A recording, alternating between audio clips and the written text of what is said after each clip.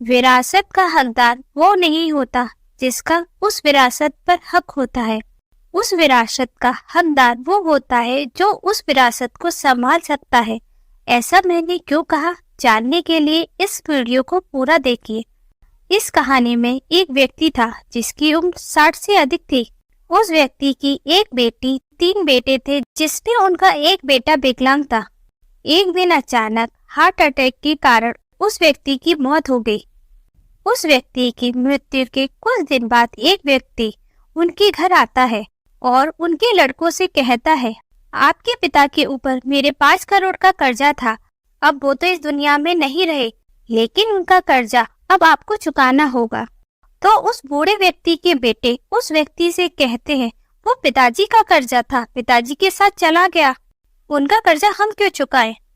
तब वो व्यक्ति कहता है, अगर आपका हक उनकी विरासत पर है तो उनके द्वारा लिया गया कर्जा चुकाना भी आपका ही अधिकार है।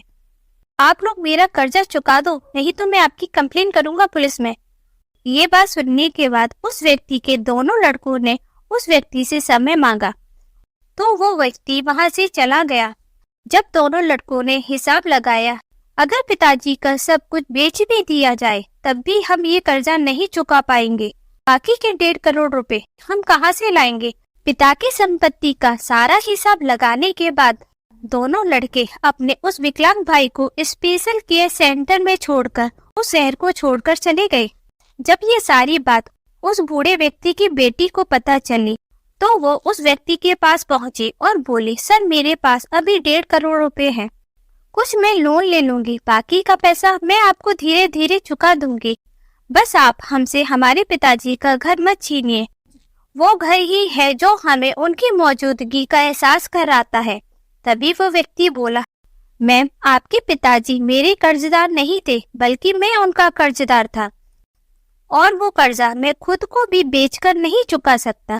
आपके पिताजी से मैं बचपन में अनाथालय में मिला था, उन्होंने ही बचपन से मेरी पढ़ाई का सारा खर्चा उठाया और मुझे वकील बनाया, और ये सब उन्होंने ही मुझसे करने के लिए बोला था, जिससे कि उन्हें उनकी विरासत संभालने वाला एक वारिस मिल सके और उनके बाद उनके विकलांग बच्चे का ख्याल रख सके। आपके दोनों भाई आपके विकलांग भाई को स्पेशल चाइल्ड केयर सेंटर में छोड़कर चले गए।